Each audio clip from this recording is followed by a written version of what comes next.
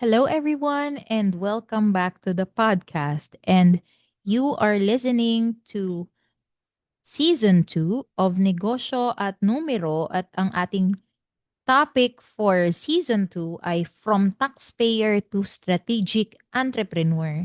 And for this episode, today is episode 4 of our podcast.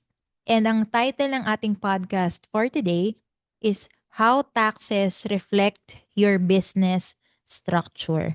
Ang goal ng season na ito actually is tulungan ng mga business owners na baguhin ang paraan ng pagtingin nila sa taxes kasi madalas kapag naririnig natin ang salitang tax, ang unang pumapasok sa isip ng isang business owner ay stress, gastos o problema.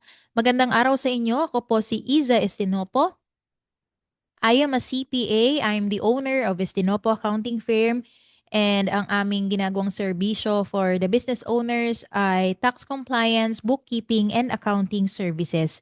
At dito po sa podcast na ito ay i-share ko po sa inyo yung mga ways on how we can use taxation as a strategy, not just for compliance, but to use it for business decision making. Because ito po yung realidad, ano po. Taxes are not just obligations. They are reflections. Sa mga past sessions natin or episodes natin, pinag-usapan po natin bakit ba kinatatakutan ng isang business owner ang mga taxes at saka yung um, how to change our mindset from taxpayer complying versus taxpayer using taxation as a strategy. And ngayon po, ang pag-uusapan po natin is how taxes reflect your business structure. Kapag ba titignan mo yung current tax compliance mo, ano yung nire-reflect nito sa nangyayari sa business mo? Actually, ang taxation po sa isang company or sa isang business, kung paano siya mag-comply, this is a reflection on how your business is set up. At ang episode na ito, pag-uusapan natin kung papaanong ang taxes ay parang salamin, ano po, ng business structure mo. At kung naiintindihan mo ito, hindi ka lang magiging compliant. Magiging mas strategic ka bilang entrepreneur. Bakit nga ba mahalaga ang business structure? Alam niyo po, maraming business owners ang nagsisimula sa negosyo na parang ganito, mag-register muna tayo para legal. Tapos kapag registered na, dun lang nila iniisip kung ano ang kasunod. Kumbaga, taking the leap of faith. And wala naman pong masama doon. Ano po? Pero, ganito po kasi ang katotohanan dyan. Hindi alam ng marami, ang structure ng negosyo mo ay isa sa pinakamalaking factor kung paano ka natatax. Like for example, ikaw ba ay sole proprietorship? Ikaw ba ay partnership? Ikaw ba ay corporation? Alam niyo po, bilang isang accountant na nagsiservice po sa mga business owners, nakita ko po yung kaibahan ng bawat isa na iba-iba yung rules nila, reporting requirements, yung tax treatment, iba-iba din po. Like for example, sole proprietorship. Ano po, nire-recommend ko po ang sole proprietorship sa mga business owners na nagsisimula pa lang. Bakit? Kasi po, kapag sole proprietorship, ma-enjoy mo pa yung tax exemption na zero income tax ka kapag ang net income mo ay below 250,000 sa isang buong taon. And then kapag lumalaki na yung negosyo mo, that's the time na pwede ka nang lumipat sa corporation or pwede ring one-person corporation kung talagang wala siyang kasosyo. Ano po? Dahil pagdating sa sole proprietorship, kapag mas malaki ang negosyo, mas malaki ang tax rate. Pero pagdating sa corporation, medyo makakatipid ka kung talagang malakihan na yung operations mo. Mas maliit yung tax rate as compared dun sa highest rates na meron ang sole proprietorships. Kaya minsan may mga business owners na nagsasabi, ang laki ng tax ko, pero ang tanong ko minsan sa kanila, ano bang structure ng negosyo mo? Alam niyo po sa negosyo, hindi po porket puro sole proprietor siya pare-parehas ng kwento. Hindi porket pare-parehas ng industry yan, pare-parehas ng kwento. Iba-iba ng kwento ang bawat business. Kaya po kaming mga accountants, if naranasan nyo na po na mag-consult sa amin, sa mga katulad po namin na public practitioner or consultants, no? Usually, ini-interview po namin talaga yung business owner. Kasi po, may kanya-kanyang kwento po ang mga business.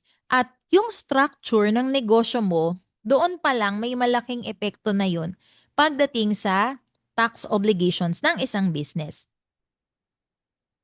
Alam mo ba na ang taxes ay pwede mong gamitin as a business signal? Isipin mo, para kang nagda-drive tapos may dashboard ng kotse. No? Kapag, for example, may ilaw na nag-on sa dashboard, hindi ibig sabihin sira agad yung kotse. Ang ibig sabihin, may signal na kailangan mong maintindihan. Ano po? Ganun din sa taxes. So, for example, mataas ang tax mo. No? So, ibig sabihin, ito yung mga pwedeng ibig sabihin yan.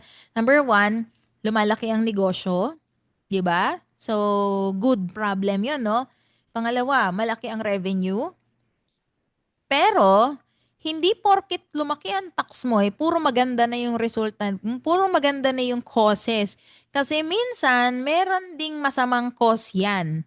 Pwedeng hindi optimized ang structure mo.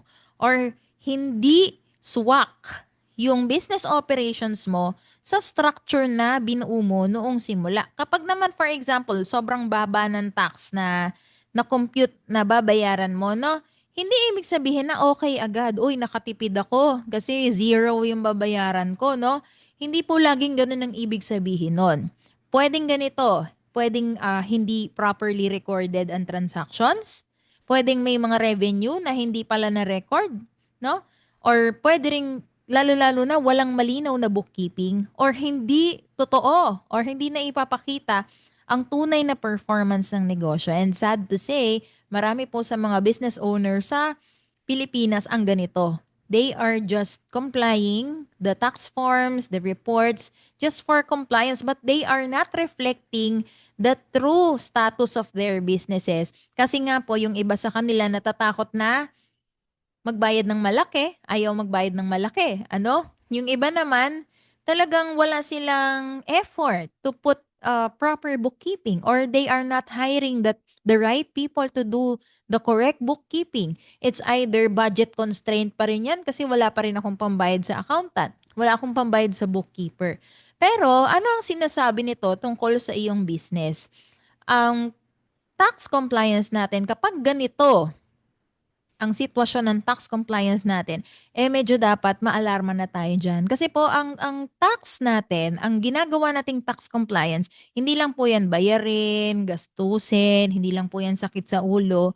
These are actually information na pwede mong makita na, kumusta na ba yung business mo? O nagko-comply ka ba sa tax kasi kailangan lang? O yung taxes na kino-comply mo is a true reflection of the true happenings or the true status, true health of your business.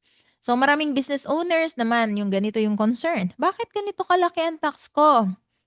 Ang iniisip na solusyon lagi, paano ko ba 'to bababaan, ma'am? Actually, marami po akong naririnig or nakukuha na ganyan tanong from my clients.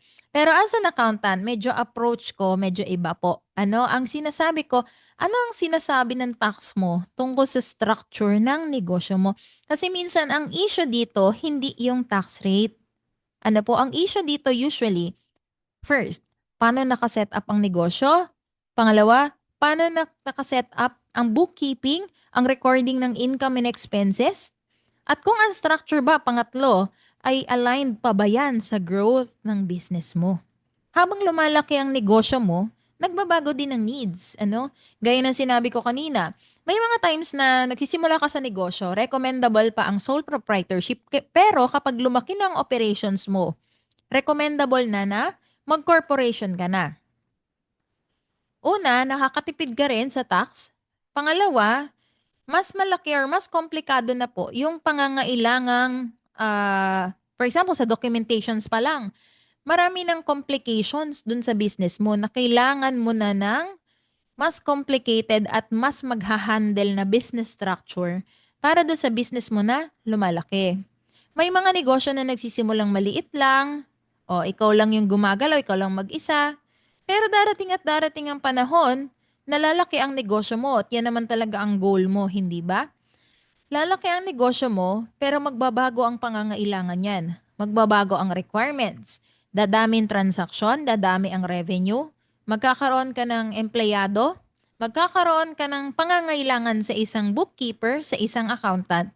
Dadami ang responsibilidad mo at dapat as a business owner maging ready ka dyan. Minsan, ang structure na okay, noong maliit pa ang negosyo mo, for example, nagsa-start ka, sole proprietor ka, okay yan, ano? For the first 2 to 3 years, for example. Usually, yung okay na yan ngayon, hindi siya nagiging optimal kapag lumaki ang operations. Kaya, minsan, mahalaga na tinitignan po natin ang bigger picture. Hindi lang kung magkano ba babayaran ko, kundi dapat ganito, ang structure ba ng negosyo ko ay tama para sa laki at direksyon ng negosyo ko? At dito po pumapasok ang role ng isang accountant. Ang accountant ay hindi lang to gagawa ng forms or taga-submit ng forms. Ang maayos na accountant tumutulong sa business owners na maintindihan ng numbers, 'di ba? To reflect accurately. Ano ba talaga yung numbers? Makita yung patterns at kung paano nakakonect ang tax, structure at yung strategy mo. Minsan kasi ang kailangan lang ng business owner ay clarity. Kapag naintindihan mo kung bakit ganito ang taxes mo, mas magiging confident ka sa decisions mo at hindi ka natakot at alam mo na kung kumusta ka na, saan ka at alam mo kung anong gagawin mong susunod na step. At mas nagiging intentional ka sa pagmamanage ng negosyo. Ito ang essence ng Season 2 ng ating negosyo at numero, ang difference ng taxpayer mindset at strategic entrepreneur mindset. At ang taxpayer mindset ay ganito, magkano ang babayaran ko? Pero ang strategic entrepreneur mindset ay ganito, ano bang sinasabi ng numbers ko tungkol sa negosyo ko? At kung ganito na ang tanong mo, nag-iiba na ang perspective mo. Hindi mo na tinitignan ang tax bilang kalaban, kundi tinitignan mo na siya bilang guide. Kung ikaw ay business owner at minsan ay nalilito, na-stress sa taxes, tandaan mo hindi ka nag-iisa. Maraming business owners ang dumadaan sa ganitong parehong experience. Pero kapag naiintindihan mo kung paano nakakonect ang taxes at business structure, mas nagiging malinaw ang direksyon ng negosyo mo at doon nagsisimula ang transformation. From being just a taxpayer to becoming a strategic entrepreneur. Thank you so much po. This has been Iza Estenopo. And thank you for listening sa ating episode 4 ng Negosyo at Numero Season 2.